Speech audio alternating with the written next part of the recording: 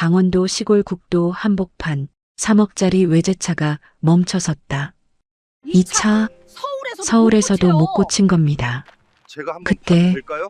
허름한 작업복의 소년이 다가왔다. 이 차 차, 서울에서도 못 제가 고쳐요. 한번 봐도 될까요? 제가 한번 3분 타도 뒤 될까요? 고쳐진 건 차가 아니라 재벌 여회장의 서울에서도 인생이었다. 못 고쳐요.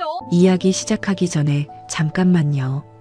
구독과 좋아요로 조용히 응원해 주시면 다음 이야기를 이어가는데 큰 힘이 됩니다.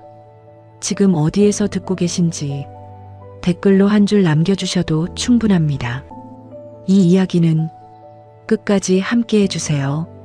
서울 강남의 한 고층 빌딩 꼭대기, 햇살이 유리창을 통해 쏟아져 들어왔습니다. 하지만 그 빛은 차갑게 느껴졌어요. 넓은 회장실 안에서 한서윤은 서류를 내려다보고 있었죠. 53의 나이지만 여전히 날카로운 눈매, 주름 하나 없는 정장 차림이었습니다. 철의 여회장이라고들 하지. 서윤은 창밖을 바라보며 중얼거렸어요. 재계에서 서윤을 모르는 사람은 없었습니다. 지방의 가난한 집안에서 태어나 상경의 봉제 공장 말단 직원으로 시작했죠.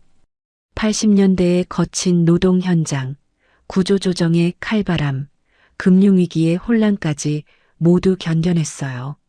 서윤은 배신도 수없이 당했습니다. 함께 일하던 동료들이 등을 돌렸고 믿었던 사람들이 회사를 떠났죠. 하지만 서윤은 무너지지 않았어요. 오히려 더 강해졌습니다. 그렇게 마침내 자동차 부품 대기업의 회장 자리까지 올라섰죠. 하지만 성공의 대가는 컸습니다. 남편은 10년 전에 집을 나갔어요. 서윤이 회사에만 매달린다며 떠났죠. 서윤은 말리지 않았습니다. 그때도 중요한 계약이 있었거든요. 남편보다 회사가 우선이었어요. 아이도 없었습니다. 젊었을 때 유산을 했고 그 뒤로 다시 임신할 수 없었어요. 서윤은 그 사실을 알았을 때도 눈물을 흘리지 않았죠. 대신 일에 더 몰두했습니다. 감정을 느끼지 않는 편이 편했거든요. 서윤은 책상 위에 가족 사진을 집어들었습니다. 먼지가 수북이 쌓여 있었어요. 사진 속에는 젊은 시절의 서윤과 남편이 웃고 있었죠. 언제 찍은 건지도 기억나지 않았습니다. 서윤은 사진을 다시 제자리에 놓았어요. 성공하면 다 괜찮아질 줄 알았는데 서윤은 작게 중얼거렸습니다. 하지만 괜찮지 않았어요. 서윤의 하루는 텅 비어 있었죠. 아침에 출근해서 회의를 하고 서류를 결제하고 저녁에 퇴근하면 끝이었습니다. 집에 돌아가도 불 꺼진 거실만 기다릴 뿐이었어요. 서윤은 수십 명의 임원을 거느렸지만 친구는 없었습니다. 저녁 약속도 없었고 주말에 만날 사람도 없었죠. 서윤은 혼자였어요. 완벽하게 혼자였습니다. 비서가 노크를 하고 들어왔어요. 회장님, 오늘 일정 확인 부탁드립니다. 서윤은 고개를 끄덕였습니다. 비서는 태블릿을 보며 말했어요. 오전 10시 이사회, 오후 2시 협력사 미팅, 저녁 7시 강원도 공장 시찰 일정이 있습니다. 서윤은 한숨을 쉬었어요. 오늘도 똑같은 하루였죠.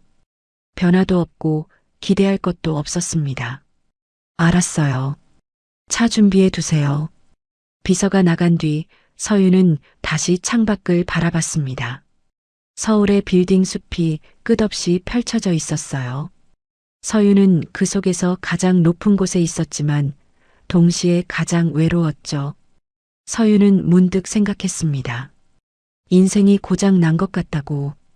겉으로는 멀쩡해 보이지만 안은 텅 비어 있었어요. 감정도 사라졌고 웃음도 잊었습니다. 서윤은 마치 기계처럼 살고 있었죠. 오후가 되자 서윤은 외제차에 올랐습니다. 기사가 운전대를 잡고 비서가 옆자리에 앉았어요. 서윤은 뒷좌석에서 서류를 읽었죠. 강원도 공장까지는 2시간 거리였습니다. 차는 고속도로를 달렸어요. 서윤은 창밖 풍경을 보지 않았습니다. 서류에만 집중했죠. 숫자와 그래프, 실적과 목표치. 서윤의 세상은 그것뿐이었어요. 1시간쯤 지났을까요? 차가 국도로 접어들었습니다. 산과 들이 펼쳐진 시골길이었어요. 서윤은 여전히 서류를 보고 있었죠. 그때였습니다. 차가 갑자기 덜컹거렸어요. 기사가 당황한 목소리로 말했습니다. 회장님, 뭔가 이상한데요. 서윤은 고개를 들었습니다. 차가 점점 느려지고 있었어요. 기사가 엑셀을 밟았지만 소용없었죠. 차는 결국 멈춰섰습니다. 이게 무슨 일이에요? 서윤이 날카롭게 물었습니다. 기사가 시동을 다시 걸어봤지만 걸리지 않았어요. 비서가 휴대폰을 꺼냈지만 신호가 잡히지 않았죠. 회장님, 여기 통신이 안 됩니다. 서윤은 짜증이 났어요. 하필 이런 시골 한복판에서 차가 멈춰 선 겁니다. 서윤은 차에서 내렸죠. 주변에는 아무것도 없었어요. 논밭과 산뿐이었습니다. 빨리 고치세요. 일정이 늦어지잖아요. 서윤이 차갑게 말했습니다. 기사는 당황한 표정으로 보닛을 열었어요. 하지만 뭐가 문제인지 알 수 없었죠. 서윤은 한숨을 쉬며 도로를 바라봤습니다. 아무도 지나가지 않았어요. 완벽하게 고립된 상황이었죠. 서윤은 처음으로 무력감을 느꼈습니다. 서윤은 도로 한가운데 서서 주변을 둘러봤습니다. 산과 논밭만 보였어요. 마을도 보이지 않았고 지나가는 차도 없었죠. 기사는 여전히 보닛을 열고 이것저것 만져보고 있었지만 소용없었습니다. 회장님, 엔진에는 문제가 없는 것 같은데 시동이 안 걸립니다. 기사가 난처한 표정으로 말했어요. 서윤은 차가웠습니다. 그럼 뭐가 문제예요? 이 차 가격이 얼만 줄 알아요? 서울센터에서도 함부로 못 만지는 차라고요. 서윤의 목소리에는 짜증이 묻어났습니다. 비서가 조심스럽게 말했어요. 회장님, 일단 견인차를 불러야 할 것 같습니다. 제가 걸어서 마을까지 가보겠습니다. 서윤은 한숨을 쉬었어요. 오늘 일정이 완전히 망가진 겁니다. 서윤은 차에 기대어 팔짱을 꼈죠. 그때였습니다. 저 멀리서 누군가 걸어오는 모습이 보였어요. 허름한 작업복을 입은 소년이었습니다. 17쯤 되어 보였죠. 소년은 서윤의 차를 보더니 천천히 다가왔어요. 차가 고장 나셨나요? 소년이 조심스럽게 물었습니다. 서윤은 소년을 위아래로 훑어봤어요. 기름때 묻은 작업복, 해진 운동화, 손톱 밑까지 검은 손. 서윤은 코웃음을 쳤죠. 당신이 뭘 할 수 있는데요? 서윤의 말투는 차갑고 거만했습니다. 하지만 소년은 개의치 않았어요. 소년은 차에 가까이 다가가 보닛을 들여다봤죠. 한번 봐도 될까요? 소년이 다시 물었습니다. 서윤은 비웃듯 말했어요. 이 차 가격이 얼만 줄 아니? 서울센터에서도 손 못 댄 차야. 시골 애가 뭘 안다고. 소년은 말없이 고개를 끄덕였습니다. 하지만 물러서지 않았어요. 소년은 차를 한 바퀴 돌며 천천히 살펴봤죠. 그리고 엔진 쪽에 귀를 기울였습니다. 시동 한번 걸어보세요. 소년이 기사에게 말했어요. 기사는 서윤을 힐끗 쳐다봤습니다. 서윤은 귀찮다는 듯 손을 흔들었죠. 기사가 시동을 걸었지만 역시 걸리지 않았어요. 소년은 엔진 소리를 듣더니 고개를 끄덕였습니다. 그리고 보닛을 완전히 열었어요. 기사가 말했죠. 애야, 함부로 만지지 마. 이거 고장나면 내가 책임질 수 없어. 하지만 소년은 이미 손을 뻗고 있었습니다.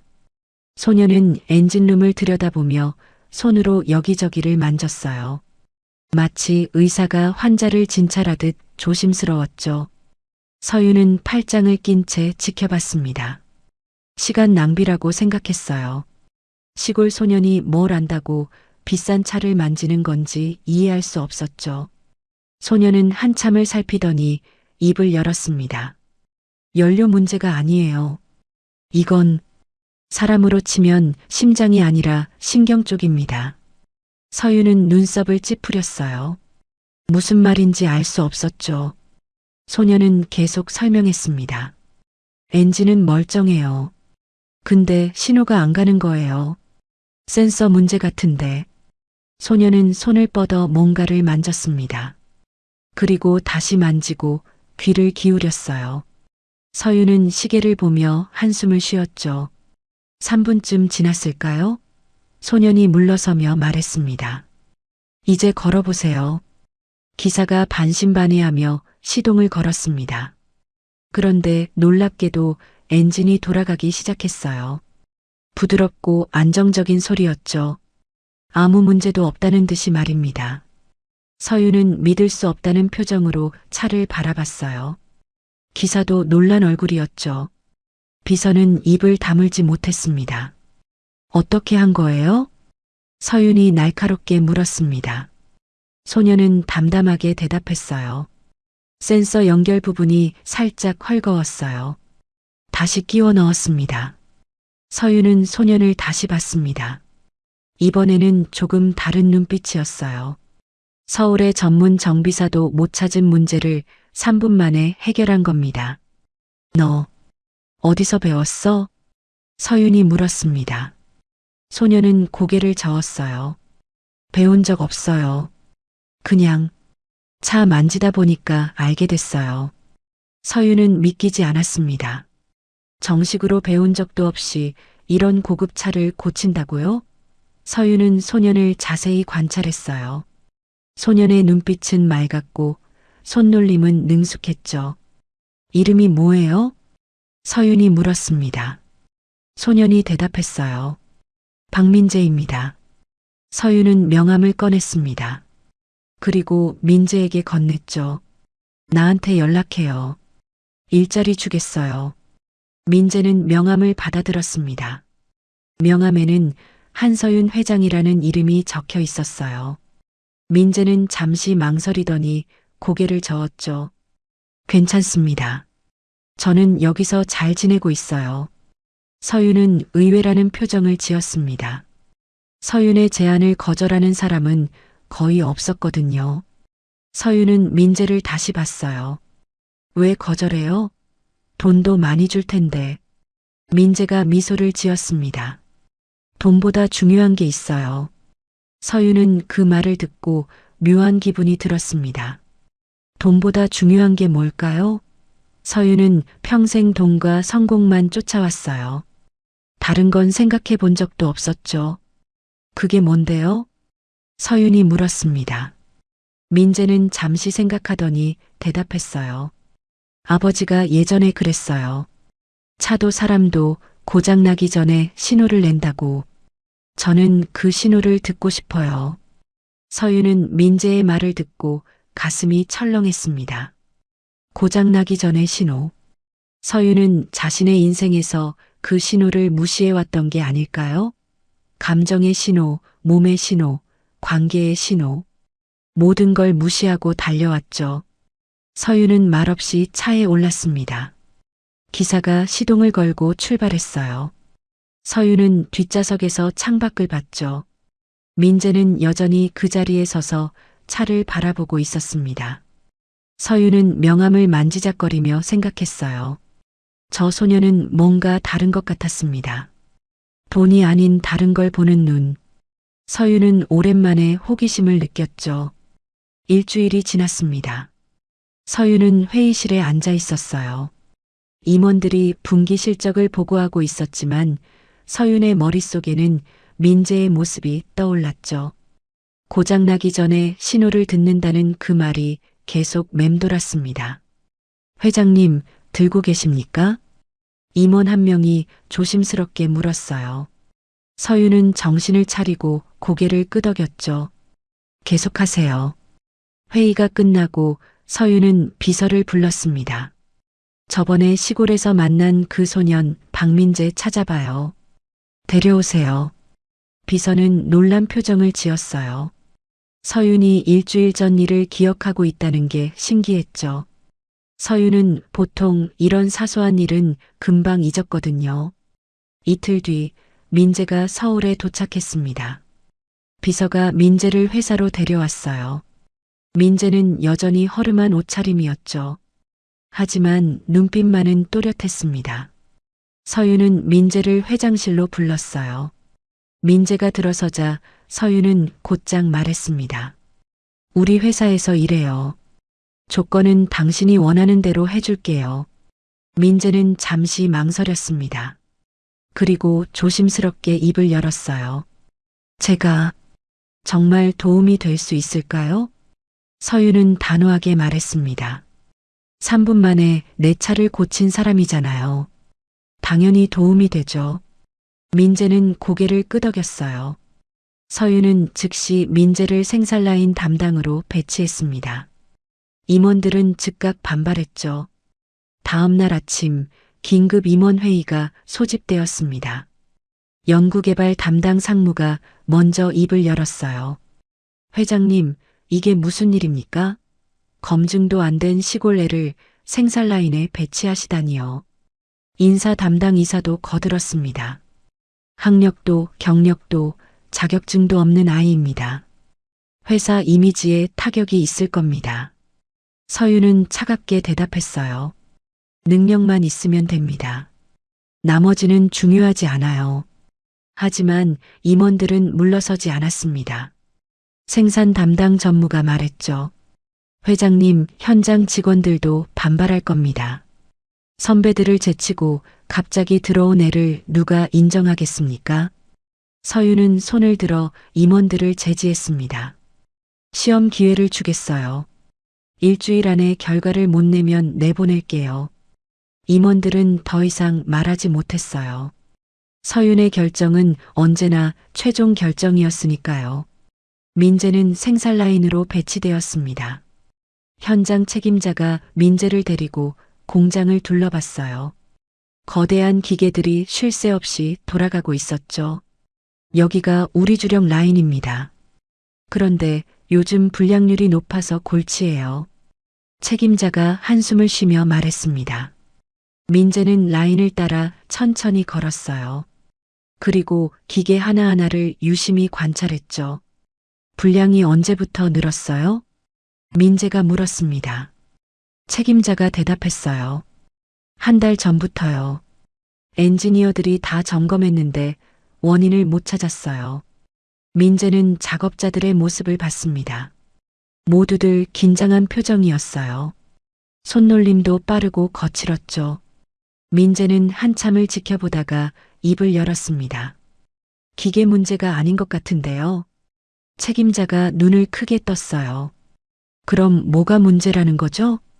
민재는 조심스럽게 말했습니다. 사람들이 너무 겁먹고 일하는 것 같아요. 불량 때문에 스트레스를 받으니까 오히려 실수가 더 나는 거예요. 책임자는 민재의 말을 듣고 할 말을 잃었습니다. 기계가 아니라 사람이 문제라는 말이었어요. 책임자는 불쾌한 표정을 지었죠. 그럼 어쩌자는 겁니까? 민재는 라인을 다시 살폈습니다. 그리고 몇 가지 제안을 했어요. 작업 속도를 조금 늦추고 휴식 시간을 늘리면 어떨까요? 그리고 불량이 나도 바로 꾸중하지 말고요. 책임자는 코웃음을 쳤습니다. 그럼 생산량이 떨어지잖아요. 회장님이 가만히 있을 것 같아요? 하지만 민재는 확신에 차 있었어요. 한번 해보세요. 일주일만요. 불량률이 안 떨어지면 제 책임입니다. 그날 저녁 서윤은 현장 보고를 받았습니다. 책임자가 민재의 제안을 설명했어요. 서윤은 잠시 생각하더니 말했죠. 해보세요. 민재 말대로. 임원들이 웅성거렸습니다. 생산량을 줄이자는 제안을 받아들인다고요? 서윤은 임원들을 둘러봤어요. 일주일 후에 결과를 보죠. 일주일이 지났습니다. 서윤은 직접 공장으로 내려갔어요. 임원들도 모두 따라왔죠. 현장 책임자가 데이터를 보여줬습니다. 회장님, 불량률이 30% 떨어졌습니다. 임원들은 믿을 수 없다는 표정이었어요. 서윤도 놀랐죠. 일주일 만에 이런 결과를 낸다고요? 생산량은요? 서윤이 물었습니다.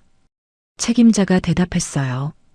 초반에는 조금 떨어졌는데 사흘째부터 오히려 늘었습니다. 작업자들이 안정되니까 속도가 붙었어요. 서윤은 민재를 찾았습니다. 민재는 라인 구석에서 기계를 점검하고 있었어요. 서윤이 다가가자 민재는 일어섰죠. 잘했어요. 서윤이 짧게 말했습니다. 민재는 수줍게 웃었어요. 서윤은 민재를 보며 묘한 감정을 느꼈습니다. 이 소녀는 기계가 아니라 사람을 보고 있었어요. 그날 밤 서윤은 혼자 사무실에 남았습니다. 창밖을 바라보며 민재의 말을 떠올렸어요. 사람들이 겁먹고 일한다. 서윤은 자신도 모르게 중얼거렸죠. 나도 겁먹고 살아온 건 아닐까? 서윤은 평생 실패가 두려워 달려왔습니다. 감정을 느끼면 약해질까봐 차갑게 굴었죠. 사람들과 가까워지면 배신당할까봐 거리를 뒀어요. 서윤은 고장난 채로 달리고 있었던 겁니다. 서윤은 책상 위에 가족 사진을 다시 집어들었습니다. 먼지를 닦아내며 사진 속 자신을 봤어요. 언제부터 웃지 않게 됐을까요?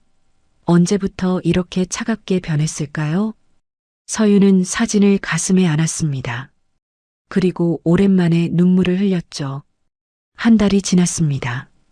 민재는 회사에서 인정받기 시작했어요. 생산 라인의 불량률은 계속 떨어졌고 작업 환경도 눈에 띄게 좋아졌죠. 현장 직원들도 처음에는 의심했지만 이제는 민재의 의견을 귀담아 들었습니다. 하지만 임원들의 시선은 여전히 차갑습니다. 특히 연구개발 담당 상무는 민재를 못마땅해 했어요. 정식 교육을 받지 않은 소년이 회사에서 인정받는 게 불쾌했죠. 어느 날 아침 긴급 이사회가 열렸습니다. 안건은 하나였어요. 하청업체 구조 개선 문제였죠. 언론에서 회사의 불공정한 하청 구조를 비판하기 시작한 겁니다. 회장님, 이 문제는 조용히 넘어가야 합니다. 괜히 건드리면 더 커집니다. 법무 담당 이사가 말했어요. 다른 임원들도 고개를 끄덕였죠. 서윤은 말없이 자료를 넘겼습니다. 사실 서윤도 알고 있었어요. 하청업체들이 열악한 환경에서 일하고 있다는 걸. 제대로 된 임금도 못 받고 안전 장비도 부족했죠. 하지만 서윤은 모른 척했습니다. 회사 이익이 우선이었거든요. 회의가 끝나고 서윤은 민재를 불렀어요. 민재가 회장실에 들어서자 서윤이 물었습니다. 하청업체 문제에 대해 어떻게 생각해요? 민재는 잠시 망설였습니다. 그리고 조심스럽게 입을 열었어요. 저도 신문에서 봤습니다. 사실 좀 안타까워요. 서윤이 눈썹을 올렸어요. 왜요? 민재가 대답했습니다. 차도 마찬가지예요. 한 부분만 좋다고 전체가 좋은 게 아니거든요.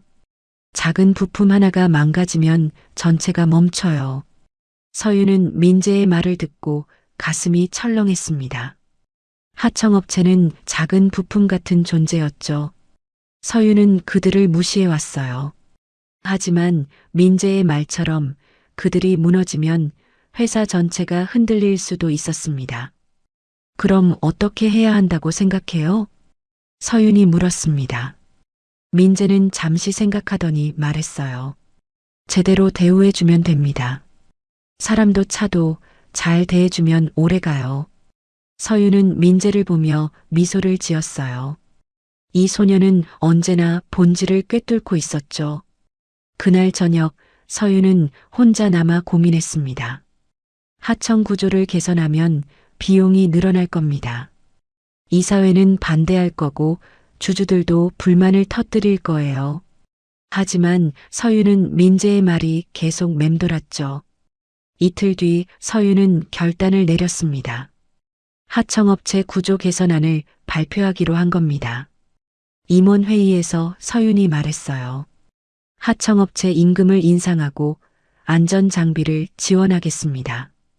회의실이 술렁였습니다. 상무가 반대했어요. 회장님, 그러면 비용이 너무 늘어납니다. 분기 실적에 타격이 있을 겁니다. 서윤은 단호하게 말했습니다. 장기적으로 봐야 합니다. 하청업체가 무너지면 우리도 무너져요. 하지만 임원들은 납득하지 못했죠. 재무 담당 이사가 말했습니다. 회장님, 요즘 너무 감상적이신 것 같습니다. 사업은 냉정해야 합니다. 서윤은 차갑게 웃었어요. 냉정하게 봤기 때문에 내린 결정입니다.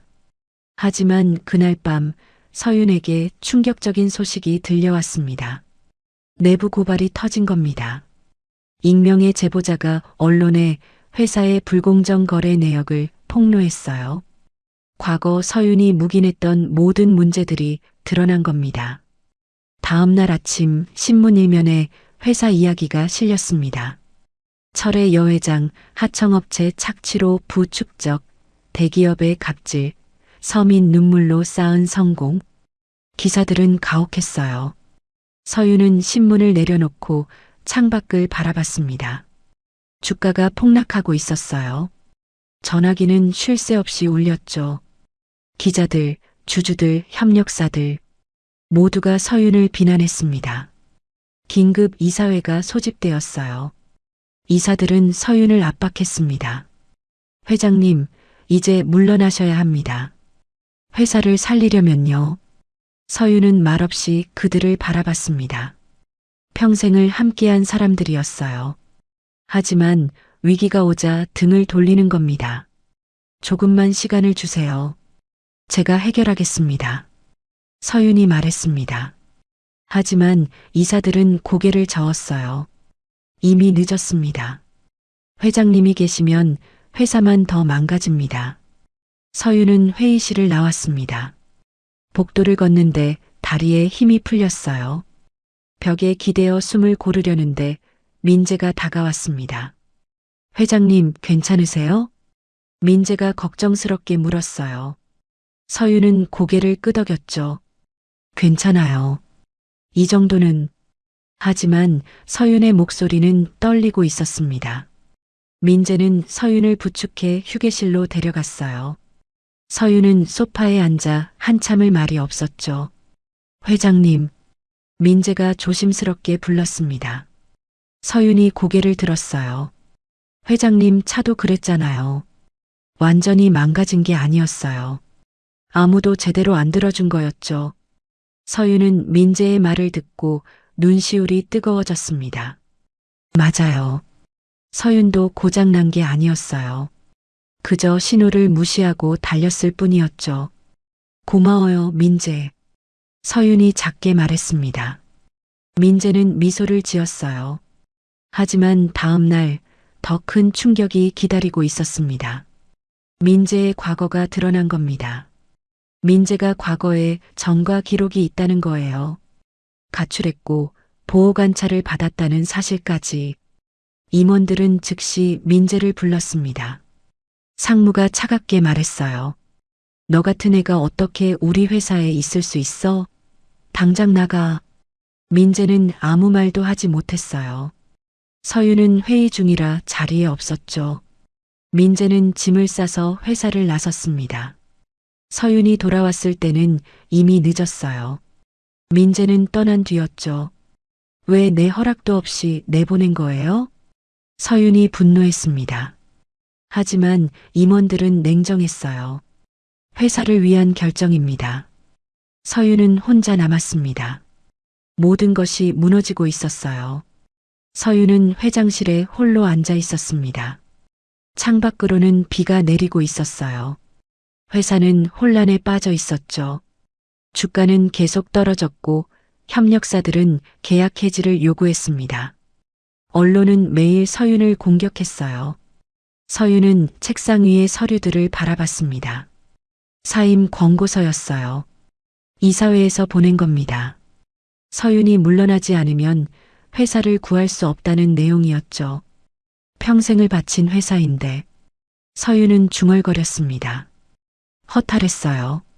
서윤은 이 회사를 위해 모든 걸 포기했습니다. 가족도 사랑도 행복도 다 버렸죠. 하지만 이제 회사마저 서윤을 버리려 하고 있었어요. 서윤은 민재가 생각났습니다. 민재는 지금 어디 있을까요? 서윤은 비서를 불렀어요. 박민재 연락처 찾아봐요. 비서가 조사한 결과 민재는 시골로 돌아간 것 같았습니다. 서윤은 차를 준비하라고 지시했어요. 직접 찾아가기로 한 겁니다. 다음 날 아침 서윤은 혼자 운전해서 강원도로 향했습니다. 비서도 기사도 대동하지 않았어요. 오랜만에 혼자 운전대를 잡았죠.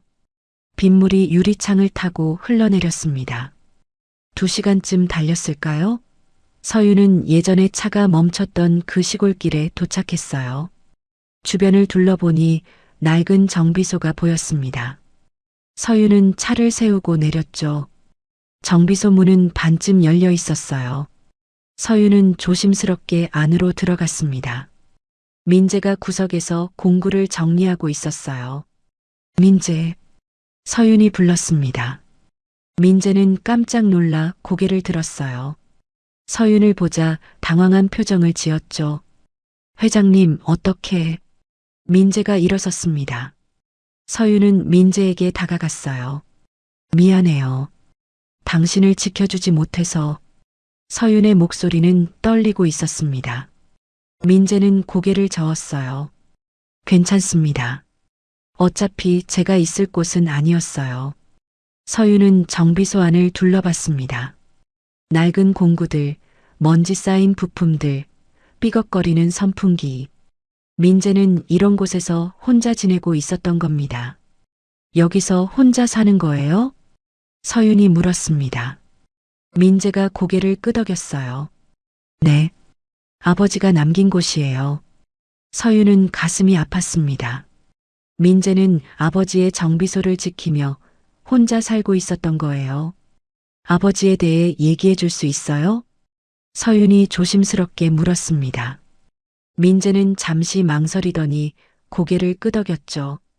민재는 구석에서 낡은 앨범을 꺼냈어요. 아버지는 엔지니어였어요. 민재가 앨범을 펼쳤습니다. 사진 속에는 작업복을 입은 중년 남자가 웃고 있었어요. 서윤은 그 얼굴을 보고 숨이 멎었습니다. 이 사람. 서윤은 그 얼굴을 알고 있었어요. 15년 전 서윤의 회사에서 일했던 천재 엔지니어였습니다. 불가능한 문제들을 척척 해결하던 사람이었죠. 회장님이 아버지를 아세요? 민재가 놀라며 물었습니다. 서윤은 고개를 끄덕였어요. 손이 떨렸죠. 당신 아버지는 우리 회사 최고의 엔지니어였어요. 서윤은 기억을 떠올렸습니다. 15년 전 회사가 어려울 때였어요. 민재의 아버지는 밤낮 없이 일했습니다. 서윤도 그를 믿고 의지했죠. 하지만 서윤은 그를 제대로 대우하지 않았어요. 임금도 적었고 휴가도 주지 않았습니다. 다른 임원들은 그를 무시했죠. 학력이 낮다는 이유로, 촌스럽다는 이유로. 그러다가 서윤의 목소리가 떨렸습니다. 민재가 조용히 말을 이었어요. 과로로 쓰러지셨어요. 그리고 회사에서 쫓겨났죠. 아무도 도와주지 않았어요. 서윤은 그날을 기억했습니다. 이사회에서 민재의 아버지를 해고하기로 결정했어요. 서윤은 반대하지 않았죠. 회사 이익이 우선이었으니까요. 그 뒤로 아버지는 시골로 내려오셨어요. 여기서 작은 정비소를 열었죠. 하지만 민재의 목소리가 잠겼습니다. 민재는 다음 사진을 넘겼어요. 병원 침대에 누운 아버지의 모습이었습니다. 1년 뒤에 교통사고로 돌아가셨어요. 정비 일을 하러 가시다가 서윤은 눈물이 났습니다. 민재의 아버지는 서윤 때문에 인생이 망가진 겁니다. 서윤이 제대로 대우했다면, 서윤이 지켜줬다면 그는 살아 있었을 거예요. 미안해요. 정말 미안해요. 서윤이 떨리는 목소리로 말했습니다. 민재는 고개를 저었어요. 회장님 잘못이 아니에요. 하지만 서윤은 알고 있었습니다. 자신의 잘못이라는 걸. 서윤은 민재의 아버지뿐 아니라 수많은 사람들을 그렇게 대했어요. 이용하고 버리고 무시했죠. 아버지는 늘 그러셨어요. 민재가 조용히 말했습니다. 기계보다 무서운 건 사람 마음이라고. 기계는 고칠 수 있지만 상처받은 마음은 고치기 어렵다고요. 서윤은 민재의 말을 듣고 무릎이 꺾였습니다. 바닥에 주저앉아 울었어요. 평생 참아왔던 눈물이 쏟아졌죠. 서윤은 깨달았습니다. 자신이 고쳐야 할 건 회사가 아니었어요. 바로 자신이었습니다. 사람을 대하는 방식, 삶을 바라보는 태도, 모든 게 잘못되어 있었죠. 내가 고장 난 거였어요. 서윤이 울먹이며 말했습니다. 민재는 서윤 옆에 앉았어요. 아니에요, 회장님. 고장 난 게 아니라 그냥 너무 오래 달리신 거예요. 쉬지 않고요. 민재의 말에 서윤은 더욱 울었습니다. 맞아요. 서윤은 쉬지 않고 달렸어요. 성공만 쫓아서 돈만 벌려고, 인정받으려고. 그러다가 정작 중요한 걸 다 잃어버렸죠. 한참을 울고 나서 서윤은 얼굴을 들었습니다. 눈이 붓고 화장이 번졌지만 상관없었어요. 서윤은 민재를 똑바로 봤습니다. 도와줄래요? 나를 고치는 걸. 민재는 미소를 지었어요. 차 고치는 것보다 어려울 텐데요. 서윤도 웃었습니다. 오랜만에 진심으로 웃었어요. 서윤은 민재의 정비소에 머물렀습니다. 회사로 돌아가지 않았어요. 비서가 수없이 전화했지만 받지 않았죠. 서윤은 처음으로 모든 걸 내려놓았습니다. 민재는 서윤에게 작은 방을 내줬어요. 정비소 2층에 있는 낡은 방이었습니다. 먼지가 쌓여 있었지만 서윤은 개의치 않았어요. 오히려 편안했죠. 회장님, 밥 먹어요. 민재가 라면을 끓여왔습니다. 서윤은 오랜만에 라면을 먹었어요. 값비싼 레스토랑 음식보다 맛있게 느껴졌죠. 맛있네요. 서윤이 진심으로 말했습니다. 민재가 웃었어요. 평소에는 뭐 드세요? 서윤은 생각해 봤습니다. 평소에 뭘 먹었나요? 비서가 주문한 도시락, 혼자 먹는 샐러드, 식사 시간도 아까워하며 넘긴 커피. 서윤은 제대로 된 밥을 먹어본 게 언제인지 기억나지 않았어요. 잘 모르겠어요. 그냥 대충 먹었던 것 같아요. 민재는 고개를 끄덕였습니다. 아버지도 그러셨어요. 바쁘다고 밥을 거르셨죠. 그러다 쓰러지셨어요. 서윤은 가슴이 아팠습니다. 민재의 아버지처럼 서윤도 자신을 혹사시켜 왔어요. 몸의 신호를 무시하고 마음의 외침을 외면했죠. 다음 날 아침 서윤은 일찍 일어났습니다. 민재는 벌써 정비소에서 일하고 있었어요. 낡은 트럭 한 대를 고치고 있었죠. 도와줄 일 없어요? 서윤이 물었습니다. 민재는 놀란 표정을 지었어요. 회장님이요?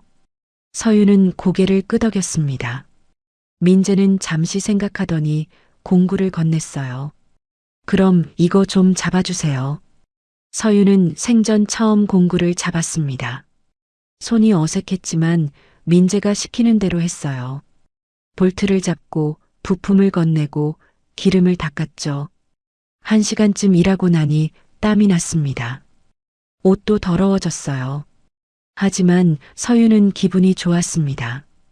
오랜만에 몸을 움직이니 살아있다는 느낌이 들었거든요. 다 됐어요. 민재가 말하며 시동을 걸었습니다. 트럭 엔진이 힘차게 돌아갔어요. 차주가 고맙다며 돈을 건넸죠. 민재는 웃으며 받았습니다. 회장님도 수고했어요.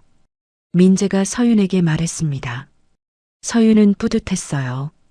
작은 일이었지만 누군가를 도왔다는 게 기뻤죠. 며칠이 지났습니다. 서윤은 민재와 함께 일했어요. 차를 고치고 청소하고 손님을 맞았습니다. 회장 시절에는 상상도 못했던 일들이었죠. 어느 날 저녁 두 사람은 정비소 앞에 앉아 있었습니다. 석양이 지고 있었어요. 서윤은 오랜만에 하늘을 제대로 봤죠. 민재, 당신은 왜 전과 기록이 있어요? 서윤이 조심스럽게 물었습니다. 민재는 잠시 침묵했어요. 그리고 천천히 입을 열었죠. 아버지가 돌아가신 뒤에 제가 삐뚤어졌어요. 세상이 원망스러웠거든요. 민재의 목소리는 담담했습니다. 그래서 가출했어요. 나쁜 친구들이랑 어울렸고 절도도 했어요. 보호관찰도 받았죠. 서윤은 민재의 말을 조용히 들었어요. 그러다가 다시 여기 왔어요. 아버지 정비소를 보니까 생각이 바뀌었어요. 아버지가 남긴 걸 지키고 싶었어요. 민재가 정비소를 바라봤습니다. 차를 고치면서 배웠어요. 고장난 건 버리는 게 아니라 고쳐야 한다는 걸. 사람도 마찬가지예요. 서윤은 민재의 말을 듣고 눈시울이 뜨거워졌습니다. 민재는 자신을 고쳤어요. 상처받고 망가졌지만 포기하지 않고 다시 일어섰죠. 나도 고쳐질 수 있을까요?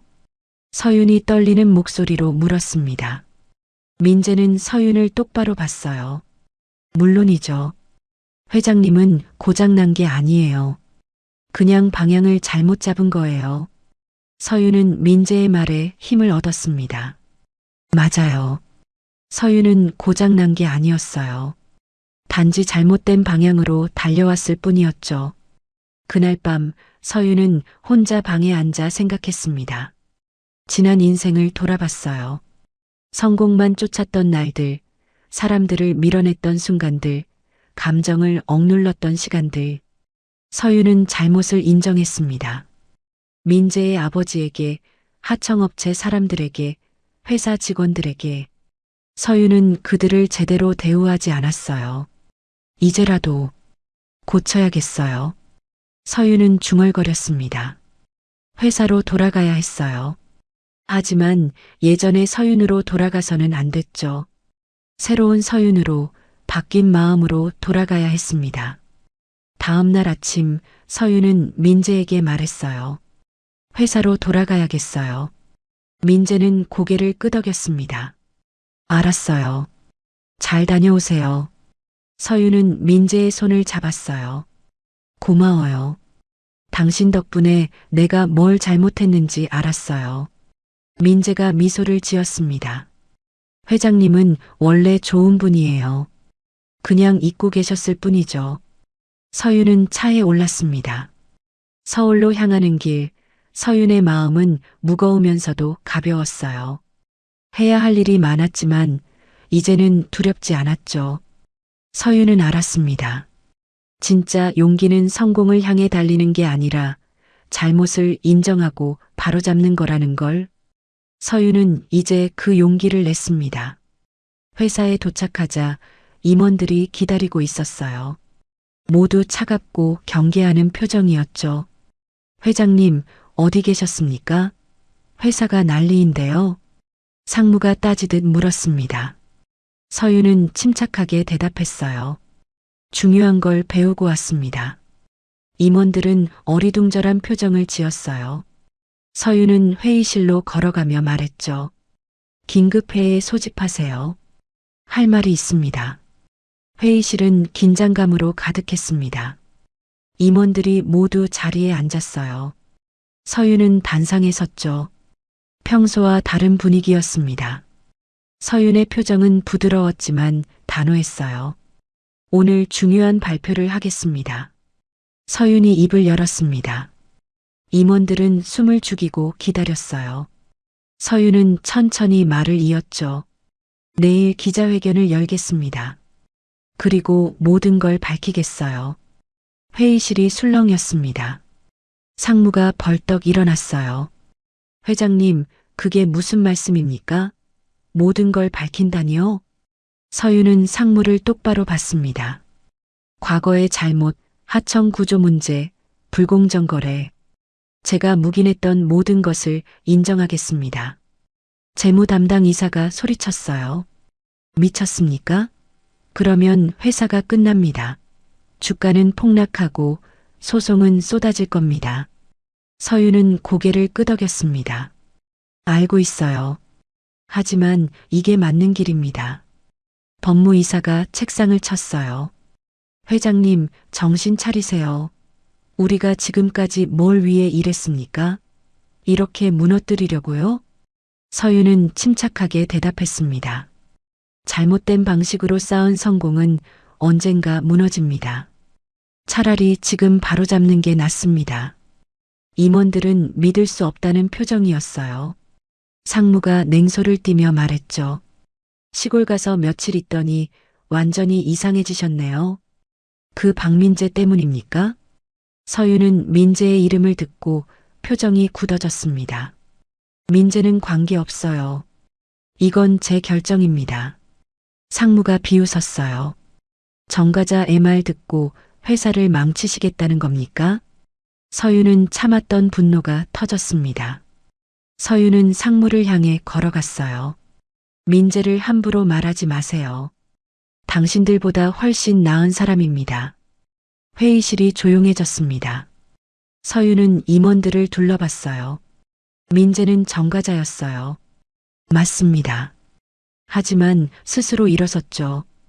당신들은 어떻습니까? 깨끗한 척하지만 얼마나 많은 사람을 짓밟았습니까? 임원들은 입을 다물었어요. 서윤은 계속 말했습니다. 민재의 아버지를 기억합니까? 박진우 엔지니어. 우리 회사 최고의 인재였죠. 상무의 얼굴이 굳어졌습니다.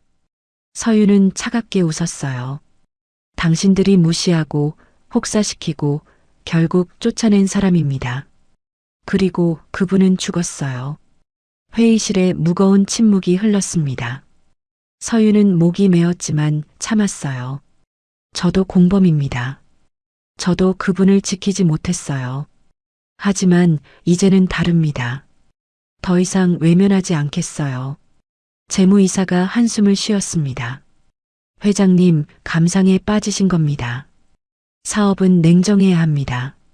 서윤은 고개를 저었어요. 아니에요. 냉정하게 봤기 때문에 이 결정을 내린 겁니다. 이대로 가면 회사는 결국 무너집니다. 상무가 비아냥거렸어요. 그래서 먼저 무너뜨리시겠다는 거군요. 서윤은 단호하게 말했습니다. 무너뜨리는 게 아니라 다시 세우는 겁니다. 제대로. 임원들은 더 이상 반박하지 못했어요. 서윤의 결심이 확고하다는 걸 알았죠. 다음 날 기자회견장은 사람들로 가득 찼습니다. 기자들, 주주들, 하청업체 관계자들까지 모였어요. 서윤은 단상에 올랐습니다. 카메라 플래시가 터졌어요. 서윤은 숨을 깊이 들이마셨죠. 그리고 입을 열었습니다. 먼저 사과드립니다. 서윤의 목소리는 떨렸지만 분명했어요. 저는 성공만 쫓았습니다. 그 과정에서 많은 사람을 상처 입혔어요. 하청업체를 착취했고 직원들을 혹사시켰습니다. 기자회견장이 술렁였습니다. 서윤은 계속 말했어요. 특히 박진우 엔지니어에게 사과드립니다. 그분은 제 회사에서 최선을 다했어요. 하지만 저는 그분을 지키지 못했습니다. 서윤의 눈에 눈물이 맺혔습니다. 그분은 과로로 쓰러졌고 회사에서 쫓겨났어요. 그리고 얼마 뒤 세상을 떠나셨습니다. 이 모든 게 제 책임입니다. 기자들이 질문을 쏟아냈어요. 서윤은 모든 질문에 정직하게 답했습니다. 변명하지 않았고 회피하지도 않았어요. 앞으로 회사 구조를 바꾸겠습니다. 하청업체 임금을 인상하고 근로 환경을 개선하겠어요. 비용이 들어도 괜찮습니다. 주주 한 명이 소리쳤어요. 그럼 우리 배당금은 어떻게 됩니까? 서윤은 침착하게 대답했습니다. 단기적으로는 줄어들 겁니다. 하지만 장기적으로 회사는 더 건강해질 거예요. 기자회견이 끝나고 서윤은 단상에서 내려왔습니다. 임원들이 기다리고 있었어요. 모두 어두운 표정이었죠. 회장님, 주가가 폭락했습니다. 비서가 조심스럽게 말했어요. 서윤은 고개를 끄덕였습니다. 예상했어요. 상무가 다가왔습니다. 이제 끝입니다. 이사회에서 회장님 해임안을 상정할 겁니다. 서윤은 담담하게 대답했어요. 좋아요. 저도 물러날 준비가 되어 있습니다. 그때 누군가 기자회견장으로 들어왔습니다. 민재였어요. 민재는 서윤에게 다가왔죠. 회장님, 방송 봤어요. 민재가 말했습니다. 서윤은 미소를 지었어요. 어땠어요? 민재는 엄지를 치켜 세웠습니다. 멋있었어요. 정말 용기 있는 결정이셨어요. 서윤은 민재를 보며 힘을 얻었습니다. 민재가 인정해줬으니 충분했어요. 고마워요, 민재. 당신이 가르쳐준 대로 했어요. 민재가 고개를 저었어요. 제가 가르쳐드린 게 아니에요. 회장님이 원래 알고 계셨던 거예요. 서윤은 민재의 손을 잡았습니다. 그리고 함께 회의실을 나섰어요. 앞으로 힘든 시간이 기다리고 있었지만 서윤은 두렵지 않았습니다. 이제 제대로 된 길을 가고 있었으니까요. 6개월이 흘렀습니다. 서윤은 회장직에서 물러났어요. 이사회의 결정이었죠. 하지만 서윤은 담담하게 받아들였습니다. 오히려 홀가분했어요. 회사는 살아남았습니다. 초반에는 혼란스러웠지만 점차 안정을 찾았어요. 서윤이 약속한 대로 하청 구조가 개선되었고 근로 환경도 나아졌죠. 직원들은 처음에는 의심했지만 이제는 변화를 받아들였습니다. 새로운 회장이 취임했어요. 서윤보다 젊고 유연한 사람이었죠. 서윤은 그를 지지했습니다. 회사가 잘 되는 게 중요했으니까요. 민재는 정식으로 공부를 시작했습니다. 회사에서 장학금을 지원했어요. 민재의 재능을 아깝게 여긴 직원들이 힘을 모은 겁니다. 민재는 기술학교에 입학해서 정식 교육을 받기로 했죠. 회장님 덕분입니다. 민재가 서윤에게 고마워했어요. 하지만 서윤은 고개를 저었습니다. 내가 한 게 아니에요. 당신 실력을 사람들이 알아본 거예요. 서윤은 이제 작은 아파트에서 살았습니다. 강남의 큰 집은 정리했어요. 혼자 살기에 딱 맞는 크기였죠. 서윤은 아침에 일어나 커튼을 열었습니다. 햇살이 방 안으로 쏟아졌어요. 오늘은 뭘 할까? 서윤은 스스로에게 물었습니다. 더 이상 빡빡한 일정도 끝없는 회의도 없었어요. 서윤은 자유로웠습니다. 서윤은 요즘 봉사활동을 했어요. 하청업체 노동자들을 돕는 단체에서 일했죠. 상담도 해주고 권리 찾는 것도 도와줬습니다. 서윤의 경험이 큰 도움이 되었어요. 한 회장님, 오늘도 오셨어요? 단체 직원이 반갑게 맞이했습니다. 서윤은 미소를 지었어요. 네, 할 일이 많다면서요? 서윤은 하루 종일 사람들을 만났습니다. 부당해고당한 노동자, 임금을 못 받은 직원, 산재를 당한 사람들. 서윤은 그들의 이야기를 들었어요. 과거의 서윤이라면 귀담아 듣지 않았을 이야기들이었죠. 저녁이 되었습니다. 서윤은 민재와 만나기로 했어요. 둘은 작은 식당에서 만났습니다. 고깃집이었죠. 회장님, 요즘 어떻게 지내세요? 민재가 물었습니다. 서윤은 환하게 웃었어요. 좋아요. 정말 좋아요. 이렇게 사는 것도 나쁘지 않네요. 민재도 웃었습니다. 달라 보이세요. 표정이 편안해지셨어요. 서윤은 고개를 끄덕였어요. 그동안 너무 긴장하고 살았나 봐요. 이제야 숨을 쉬는 것 같아요. 두 사람은 고기를 구우며 이야기를 나눴습니다. 회사 얘기, 학교 얘기, 일상 얘기. 편안한 대화였어요. 민재, 학교는 어때요? 서윤이 물었습니다. 민재는 신이 나서 대답했어요. 재밌어요. 배울 게 정말 많아요. 교수님들도 좋으시고요. 서윤은 뿌듯했습니다. 민재가 잘 되는 모습을 보니 기뻤어요. 아버지도 기뻐하실 거예요. 서윤이 조심스럽게 말했습니다. 민재는 잠시 숙연해졌다가 미소를 지었어요. 그럴 것 같아요. 아버지가 꿈꾸던 모습이니까요. 식사를 마치고 두 사람은 함께 걸었습니다. 강변 산책로였어요. 밤바람이 시원했죠. 회장님, 후회하지 않으세요? 민재가 불쑥 물었습니다. 서윤은 걸음을 멈췄어요. 뭐요? 민재가 설명했습니다. 회장직도 잃고 재산도 많이 줄었잖아요. 후회하지 않으세요? 서윤은 한참 생각했습니다. 그리고 고개를 저었어요. 전혀 안 해요. 오히려 이게 더 나은 것 같아요. 민재가 고개를 갸우뚱했습니다. 서윤은 웃으며 설명했어요. 예전에는 모든 걸 가졌지만 행복하지 않았어요. 지금은 많이 잃었지만 행복해요. 이상하죠? 민재는 고개를 끄덕였습니다. 이상하지 않아요. 차도 그래요. 비싼 차가 항상 좋은 건 아니에요. 중요한 건 잘 달리냐는 거죠. 서윤은 민재의 말에 웃음이 났어요. 역시 민재는 모든 걸 차에 비유했습니다. 며칠 뒤 서윤은 강원도로 향했습니다. 민재의 정비소를 방문하기로 했어요. 오랜만에 가는 길이었죠.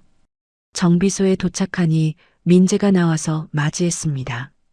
정비소는 예전보다 깨끗해져 있었어요. 정리했네요? 서윤이 물었습니다. 민재가 웃으며 대답했어요. 네, 주말에 와서 조금씩 하고 있어요. 서윤은 정비소 안을 둘러봤습니다. 아직도 낡았지만 정돈되어 있었어요. 민재 아버지의 사진이 벽에 걸려 있었죠. 아버지께 인사드려도 될까요? 서윤이 조심스럽게 물었습니다. 민재는 고개를 끄덕였어요. 서윤은 사진 앞에 섰습니다. 그리고 깊이 고개를 숙였어요. 죄송합니다. 제가 잘못했습니다. 늦었지만 이제라도 바로잡으려고 해요. 서윤의 목소리는 떨렸습니다. 민재는 옆에서 조용히 지켜봤어요. 서윤은 고개를 들었습니다.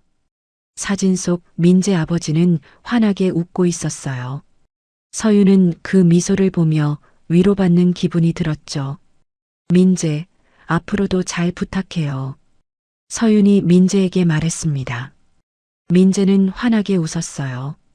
저야말로요, 회장님. 두 사람은 정비소 앞에 나란히 앉았습니다. 석양이 지고 있었어요. 서윤은 하늘을 바라보며 생각했죠. 시골에서 만난 소년이 고쳐준 건 차가 아니었습니다. 서윤의 인생이었어요. 고장 난 줄 알았던 삶, 멈춰버린 줄 알았던 마음. 민재는 그 모든 걸 다시 달리게 해줬죠. 민재, 고마워요. 서윤이 진심을 담아 말했습니다. 민재는 고개를 저었어요. 제가 한 게 없는 걸요. 회장님이 스스로 고치신 거예요. 서윤은 미소를 지었습니다. 맞아요. 결국 서윤 스스로 바뀐 겁니다. 민재는 단지 길을 보여줬을 뿐이었죠. 서윤은 일어나 차에 올랐습니다. 시동을 꺼니 엔진이 부드럽게 돌아갔어요. 이제는 잘 달리고 계신데요. 민재가 웃으며 말했습니다. 서윤도 웃었어요. 그러게요. 이제야 제대로 달리는 것 같아요. 서윤은 차를 몰고 떠났습니다. 백미러로 민재가 손 흔드는 모습이 보였어요. 서윤도 손을 흔들었죠. 서울로 가는 길, 서윤은 행복했습니다. 이제 서윤은 알았어요. 인생은 빨리 가는 게 중요한 게 아니라 제대로 가는 게 중요하다는 걸. 서윤은 이제 제대로 달리고 있었습니다.